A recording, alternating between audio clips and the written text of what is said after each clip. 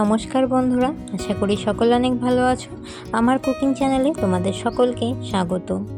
আজকে আমি বানিয়ে দেখাবো নরম তুলতুলে সুজির পান্তুয়া। এইভাবে এই সুজির পান্তুয়া মিষ্টিগুলো খেতে কিন্তু অনেক ভালো হয়। চলো রেসিপিটি দেখে নিই। পান্তুয়াগুলো বানানোর জন্য প্যানে দিয়ে দিচ্ছি ঘি, এবারে দিয়ে দেব দুধ। এখানে আমি গরুর দুধ নিয়েছি, দুধগুলোকে আগে থেকে গরম করে নিয়েছি। সেই দুধটাই এখন ঘিয়ের মধ্যে দিয়ে দিলাম। হালকা নাড়াচাড়া করে দুধটাকে জাল করে নিয়েছি। এবারে অল্প অল্প করে সুজি দিয়ে দুধটার সাথে ভালো করে মিশিয়ে নেব। এখানে কোনো পাত্র মেপে সুজিটা আমি ব্যবহার করছি না, অল্প অল্প করে সুজিটা দিয়ে যতটা লাগবে ততটাই সুজি দিয়ে একটা ডো মতো করে নেব। সুজিগুলো দেওয়ার সময় একটু খেয়াল রাখতে হবে সুজি আর দুধের পরিমাণটা একদম যেন ঠিকঠাক থাকে। সুজির ডোটা বেশি শক্ত করব না, ঠিক এই রকম অবস্থায় নামিয়ে নেব। তোমরা যারা প্রথম আমার চ্যানেলে আমার ভিডিওটি দেখছো, আমার চ্যানেলটিকে সাবস্ক্রাইব করে দিয়ে পাশে থাকা বেল আইকনটি অল করে রাখার অনুরোধ রইল, যাতে আমার নিত্য নতুন রেসিপিগুলো তোমরাই প্রথমে দেখতে পাও।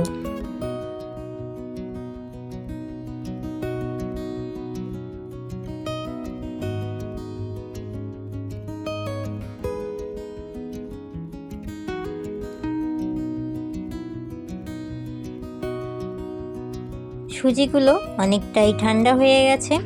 এবারে ঘি দিয়ে সুজিটাকে ভালো করে মেখে নিয়ে তারপরে পান্তুয়ার শেপগুলো করে নেব।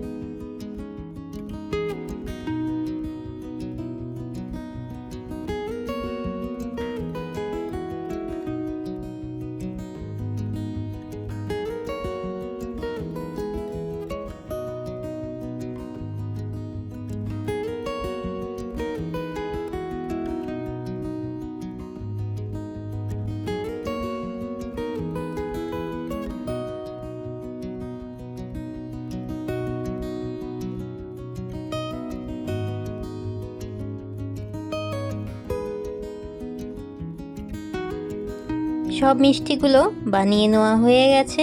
এবারে মিষ্টিগুলোকে ভেজে নেব। মিষ্টিগুলো ভাজার জন্য কড়াইতে দিয়ে দিচ্ছি সাদা তেল। তেলটাকে ভালো করে গরম করে নিয়েছি। এবারে গ্যাসের আঁচটা লো ফ্লেমে করে দিয়ে মিষ্টিগুলোকে ভেজে নেব। মিষ্টিগুলো ভেজে নেওয়ার সময় গ্যাসের আঁচটা একদম লো ফ্লেমে করে দিয়েই কিংবা মিডিয়াম করে রেখেই মিষ্টিগুলোকে ভেজে নেবে।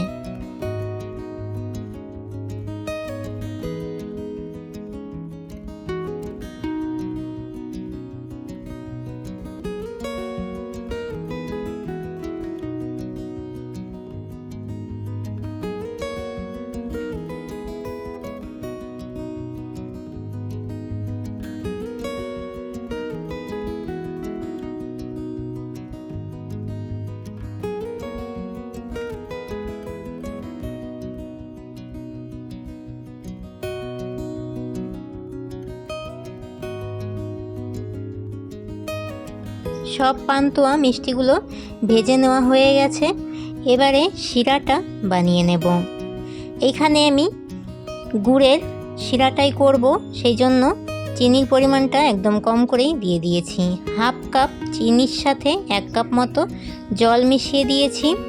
চিনিগুলোকে জলটার সাথে ভালো করে মিশিয়ে নেব। এবারে দিয়ে দেব 1 কাপ মতো খেজুরের গুড়। এখানে আমি আর কোনো রকম জলের ব্যবহার করব না। তোমরা যদি শুধুমাত্র চিনির শিরাটা বানিয়ে নিতে চাও তাহলে সমপরিমাণ চিনি আর জল দিয়ে শিরাটাকে বানিয়ে নিতে পারবে। এবারে দিয়ে দিচ্ছি 2টো এলাচ। শিরাগুলোকে খুব ভালো করে জাল করে নিয়েছি। এবারে দিয়ে দেব ভেজে রাখা মিষ্টিগুলো দিয়ে 2 মিনিট মতো জাল করে নামিয়ে নেব।